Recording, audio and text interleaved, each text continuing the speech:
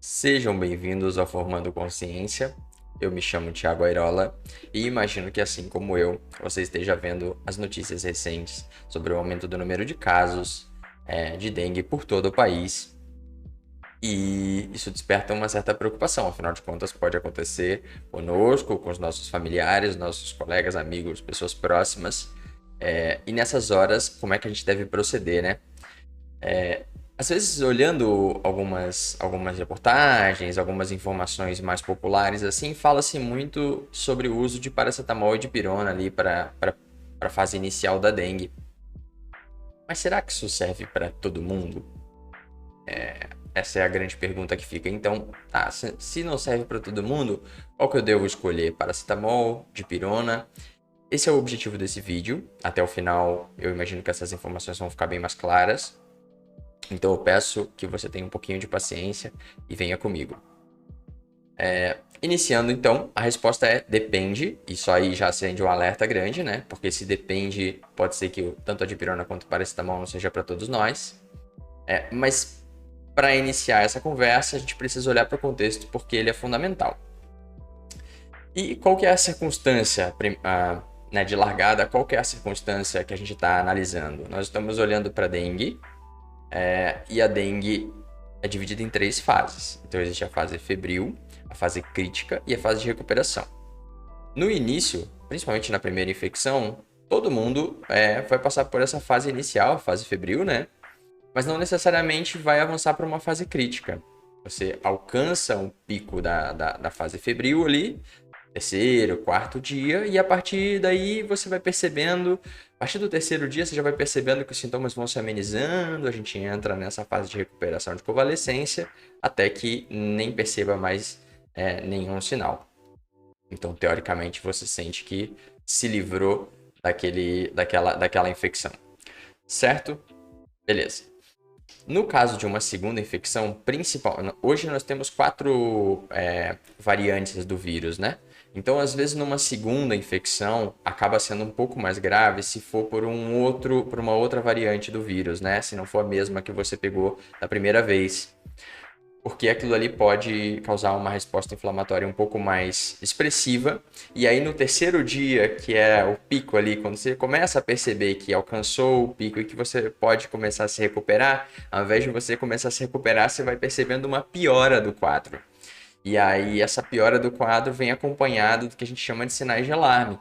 Que seria dores abdominais intensas, mais presentes. Além disso, tontura ao levantar, vômitos mais frequentes também. Além disso, você pode começar a perceber mais hematomas, sangramento das mucosas.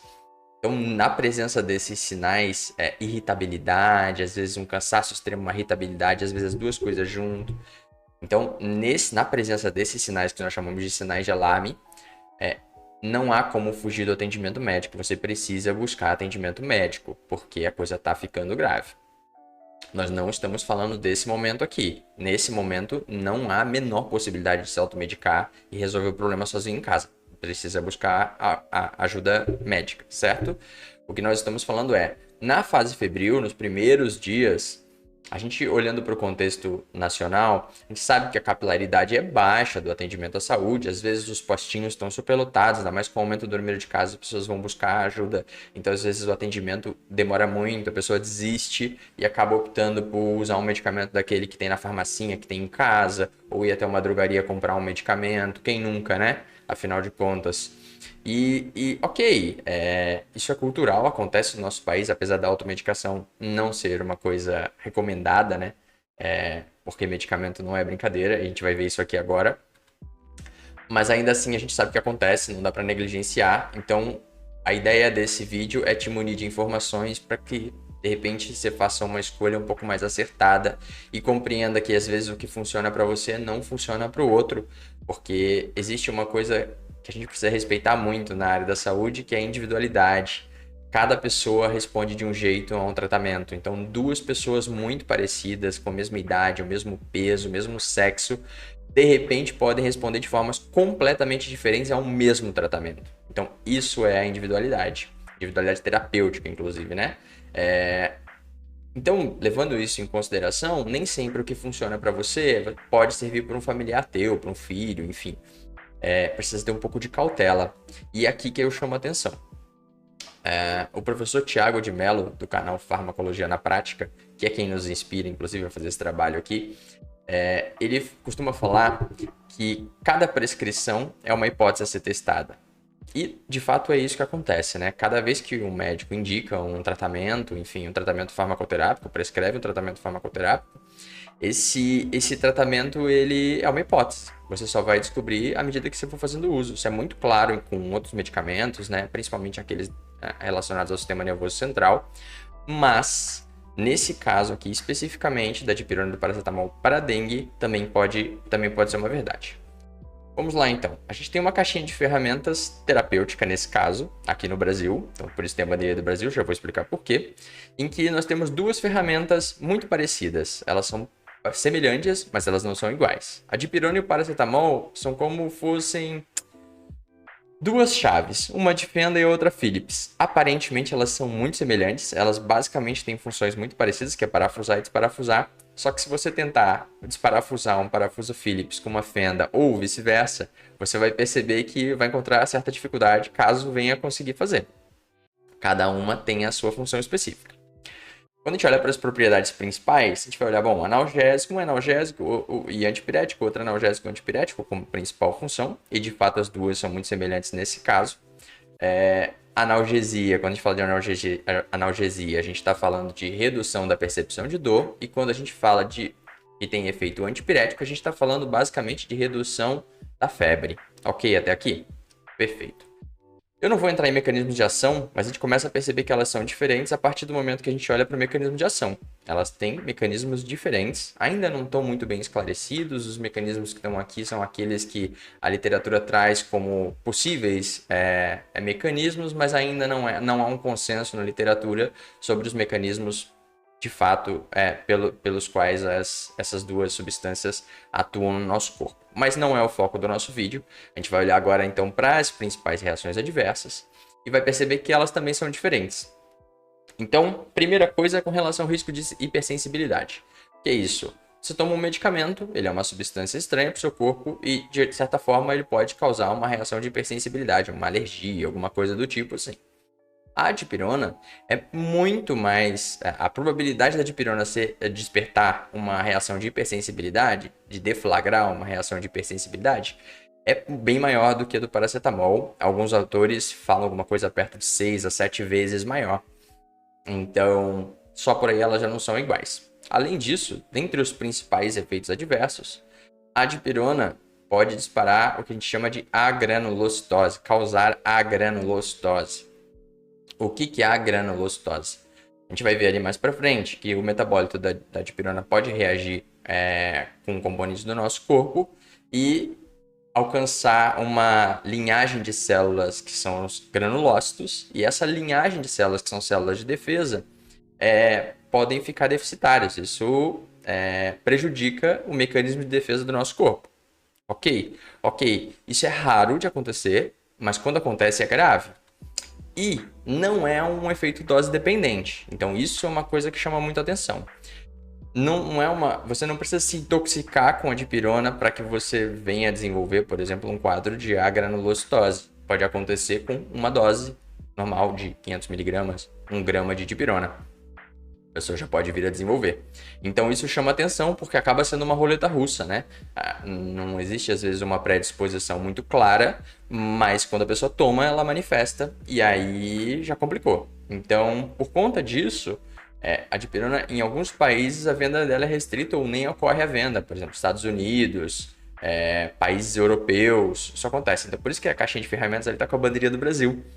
Porque no Brasil a gente tem essa ferramenta mais terapêutica, mas nem todos os países dispõem dela justamente por conta desse risco de granulocitose. Com relação ao paracetamol, o maior risco é de hepatotoxicidade, porque no processo de metabolização do paracetamol, um dos metabólitos é tóxico. Em doses terapêuticas não acontece nada, porque o nosso corpo tem um mecanismo de defesa que vai neutralizar esse metabólito tóxico. E tá tudo bem. Mas Ali está dizendo que é um efeito dose dependente. Então, quando as doses são muito elevadas, doses cavalares de paracetamol, 10 gramas, 12 gramas, 15 gramas, 20 gramas, você pode desenvolver um quadro de hepatotoxicidade por conta do uso de paracetamol. Então, é grave, certo? Beleza. Até aqui imagino que tenha ido tudo. Vamos avançar então, só dar uma olhadinha nos metabólitos ali para poder ficar um pouco mais claro, porque aqui a pessoa pode não ser da área, mas também podem ter alguns colegas da área, biomédicos, nutricionistas, farmacêuticos, médicos, então vamos tentar nivelar aqui. Com relação então à dipirona, a dipirona não é quem age no nosso corpo, e sim o metabólito dela. Então a dipirona também é conhecida como metanizol. Se for buscar na literatura, inclusive, vai encontrar bastante esse nome.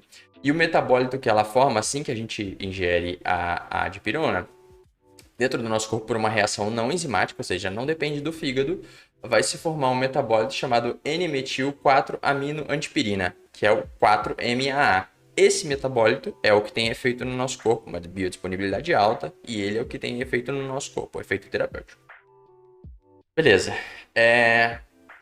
A hemoglobina presente no nosso sangue, nas células vermelhas, as células vermelhas são constantemente renovadas, né? Determinado tempo há uma renovação, mas elas são constantemente renovadas no nosso corpo porque, né, os tempos de renovação são distintos. Então a gente tem uma concentração no nosso sangue de hemina. A hemina é um metabólito, né, um produto da degradação da hemoglobina, que contém um anel porfirínico com esse ferro no meio. E essa molécula, essa substância, né, a hemina, ela pode reagir então com esse 4-MAA, que é o metabólito ativo da dipirona, e causar intermediário eletrofílico, ou seja, ele está para rolo para fazer conexões com outras moléculas, reação, ele é uma molécula reativa.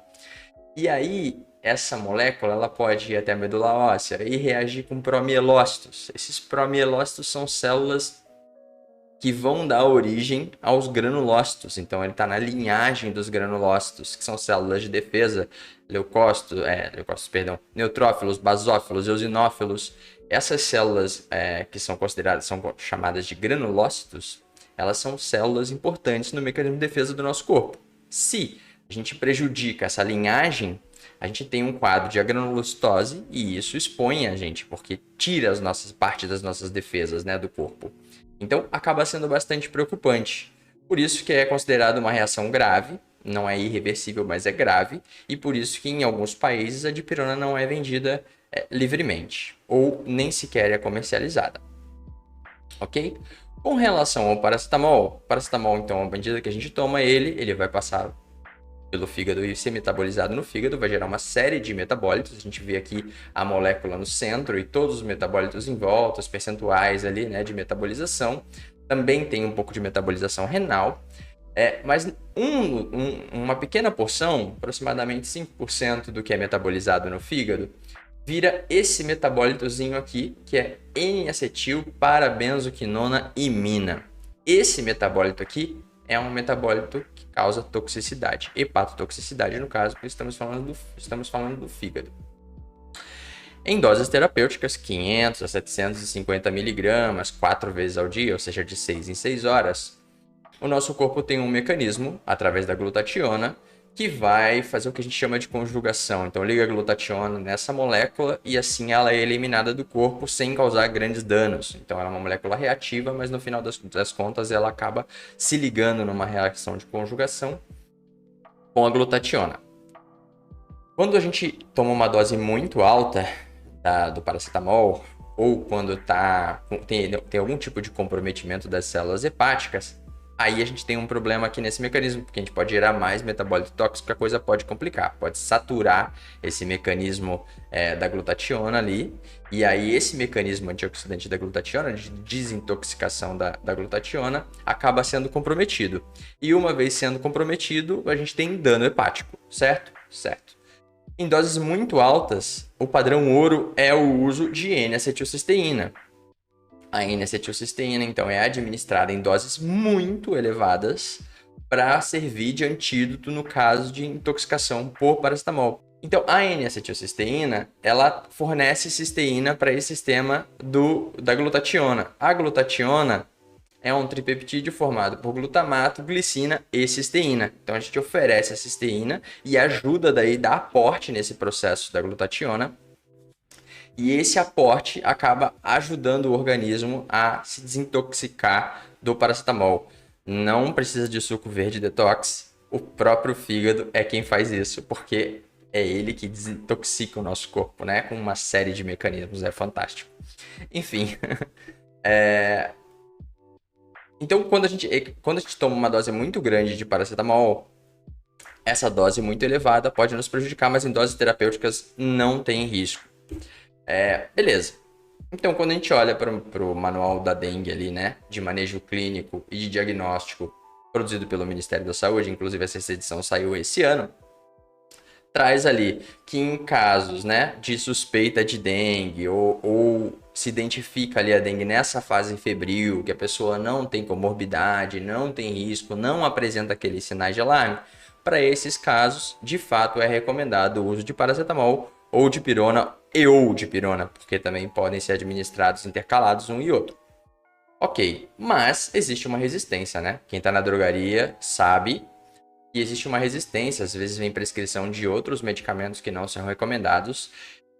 Eu vou deixar no final aqui desse vídeo a recomendação para um outro vídeo que fala dos medicamentos que não devem ser tomados. Eu recomendo que você assista. E aí esses medicamentos acabam sendo utilizados em detrimento do paracetamol. E não é muito recomendado isso. Então a recomendação é pelo paracetamol ou pela dipirona. Outros medicamentos, por exemplo, ibuprofeno ou aspirina, AS, não se recomenda em nenhuma hipótese nesse caso, pelo risco que tem de agravar o quadro da dengue. Ok? Ok. Mas enfim, quando a gente vai olhar lá para dengue, então eu tenho aqui um artigo do New England Journal of Medicine. Coisa linda, né? Então é uma das revistas mais importantes da área de saúde. Diz que a elevação moderada dos níveis de aminotransferase hepática, ou seja, das enzimas hepáticas, né? Elas estão presentes nessa fase febril. Então isso deve indicar, imagina-se, né? Que isso indique um certo grau de dano hepático e como todo processo inflamatório pode haver ali de fato um estresse oxidativo acontecendo e isso pode causar algum grau de dano hepático. E além disso, a gente tem alguns outros artigos, inclusive esse aqui da The Lancet, que fala que a dose padrão de paracetamol na infecção por dengue aumentou a incidência de elevação das transaminases na ausência de uma redução compensatória de febre ou SCOD dor, ou seja, não foi tão eficaz para febre e dor, mas aumentou a presença dessas enzimas hepáticas, né? As transaminases hepáticas. E diante dessas evidências, então, a postura de alguns prescritores, e dá para compreender, é de um pouco mais de cautela com relação ao paracetamol. Mas ainda assim, o paracetamol acaba sendo menos prejudicial do que o uso de um anti-inflamatório não esteroidal, por exemplo, como ibuprofeno, naproxeno, nimesulida, entre outros, que a gente vai falar nesse vídeo no final ali, que vai ser recomendado para vocês. Ok? Então tá. Então, diante desse cenário, quando devo tomar paracetamol, quando devo tomar dipirona, se eu sou um grupo de risco, vamos olhar aqui então. No caso da dipirona, gestantes, crianças menores de 3 meses, pessoas que são hipersensíveis a outros anti-inflamatórios não esteroidais, pessoas que estão imunossuprimidas, pessoas que têm discrasias sanguíneas. Discrasias sanguíneas, por exemplo, tem uma contagem baixa de células de defesa, ou a pessoa está passando por algum tipo de anemia. Nesses casos, é recomendável não fazer o uso da dipirona. Além disso, usuários de alguns medicamentos, por exemplo, como clozapina, que é um antipsicótico, metimazol, que é um medicamento utilizado no hipertireoidismo, carbamazepina, sulfonamidas. Nesse caso, esses medicamentos aqui acabam, de repente, favorecendo o risco maior de agranulocitose. A própria clozapina também tem um risco de causar agranulocitose. Então, nesse caso, é menos recomendável o uso da dipirona. E quando o paracetamol não é recomendável? Bom, nos casos que as pessoas são etilistas crônicos, então o consumo do álcool prejudica aquele mecanismo que a gente estava mostrando ali de formação do metabólito tóxico, o que pode aumentar a formação de metabólitos tóxicos, assim como indivíduos fumantes, porque toda vez que você coloca substâncias para dentro do seu corpo, que o seu corpo tem que dar conta de eliminar, e o fígado é quem faz isso, você está sobrecarregando o fígado. Aí você bota mais uma substância que pode gerar metabólito tóxico, que vai sobrecarregar ainda mais, a chance de um dano hepático é maior. Então, por conta disso, acaba não sendo recomendável nesses casos. Assim como indivíduos hepatopatas, ou seja, já tem algum problema ali no fígado, e usuários de alguns medicamentos, como rifampicina, isoniazida, pirazinamida, que são medicamentos utilizados, por exemplo, na tuberculose, amiodarona, metildopa, alguns anticonvulsivantes, por exemplo, como a própria carbamazepina e o ácido valproico. Então, são medicamentos que já aumentam a propensão de dano hepático e, por conta disso, vale a pena ter um pouco de cautela. Claro que toda vez que você for numa consulta médica, é muito importante falar para o prescritor, ou se diante de um farmacêutico numa drogaria, ou num consultório farmacêutico, enfim, onde você estiver. Nessas oportunidades é muito importante falar os medicamentos que já está tomando, porque você vê, medicamentos que você já toma podem influenciar completamente na escolha do prescritor ali, ou do profissional que está te orientando. Então, nesse caso, vale muito a pena falar. Então, o prescritor ele vai tomar uma decisão que não só envolve os sinais e sintomas da doença, aquilo que é recomendado para a doença, mas também ele vai olhar para o seu histórico, para a sua individualidade, para as suas características, e toda informação é importante. Não negligencie isso. Se você não tiver presente em nenhum desses dois grupos, ou seja, que restringe um ou restringe outro, o prescritor pode tomar a decisão de fazer um uso intercalado desses dois medicamentos. Porque daí eu diminuo as doses, fico longe das doses máximas, né? Tanto de dipirona quanto paracetamol. Então, toma paracetamol, daqui a 6 horas toma dipirona, dali a 6 horas toma paracetamol, dali a 6 horas toma dipirona, intercala desse jeito. A minha filha acabou de passar por um procedimento cirúrgico e o prescritor, diante dessa ausência de risco para os dois medicamentos, ou seja, ela não é grupo de risco em nenhum dos dois casos, ou seja, ela não tem problemas com paracetamol nem com dipirona, ele acabou optando por fazer esse uso intercalado, funciona super bem. Então essa é uma escolha do prescritor e o know-how dele é muito importante nesse momento. Outra coisa que é bem importante de destacar é que você está usando, por exemplo, paracetamol, doses de 500 a 750 miligramas, que são as usuais, né? Isso ao longo do dia, vamos supor, 750 de 6 em 6 horas, vai dar 3 gramas por dia. Já está muito, muito elevada essa dose, né? E aí, se você faz, de repente, uso de outro medicamento que tem paracetamol na composição, ou no caso da dipirona, que tem dipirona na composição, você às vezes pode ter uma superdosagem daquele medicamento. Isso é muito comum. Por exemplo, medicamentos como Dorflex, Miorelax, Nevrojex, tem dipirona sódica, Mioflex tem paracetamol, Vicpirena tem paracetamol. Então você tem uma série de outros medicamentos que são relaxantes musculares, ou são aqueles indicados para gripe, para sintomas da gripe e tudo mais. E esses medicamentos geralmente têm dipirona, paracetamol na composição. Ou pior, eles podem ter anti-inflamatórios não esteroidais, podem ter ácido acetilsalicílico, podem ter ibuprofeno, podem ter diclofenaco. Então, cautela com esses medicamentos que são relaxantes musculares ou outros medicamentos. Bom é evitar o uso concomitante, assim. Se for prescrito paracetamol, se estiver usando paracetamol ou dipirona, deixe para usar só esses no caso de suspeita de dengue. Não bota mais coisa junto, principalmente esses relaxantes musculares, porque isso pode acabar ultrapassando um pouco a dose. Então essa é a recomendação. Eu espero que tenha sido útil. Se foi útil para você, se você gostou, eu te peço que compartilhe, ajude a espalhar essa palavra, manda no grupo de WhatsApp, manda no grupo de WhatsApp dos amigos ali, da família, do condomínio. Me ajuda aí, isso é importante, a gente está num momento crítico da dengue, então quanto mais essa informação chegar às pessoas, melhor para que possam ser feitas boas escolhas e não cometa-se erros. Se quiser interagir também, fazer o seu relato, me ajuda, de repente isso ajuda até com as nossas experiências aqui, deixa um relato aqui embaixo, fala como... Se você já teve alguma experiência de hipersensibilidade com algum desses medicamentos, como é que foi para você? Compartilha com a gente aqui a sua experiência ou deixa a sua crítica e o seu elogio também. Lá no nosso Instagram, então, @formandoconsciência, a gente tem já uma recomendação muito importante com relação à hidratação, quanto de água deve usar. As crianças não são iguais, dependendo da idade, são quantidades diferentes de água. A hidratação é muito importante, então dá uma olhada lá no nosso post, é muito importante, segue a gente lá. E para quem quiser incentivar o projeto, dá muito trabalho fazer um vídeo desse aqui. Tenta várias vezes, junta material, pesquisa coisa. Então, se você quiser apoiar o projeto para que a gente continue fazendo, tá aí então a nossa chave Pix.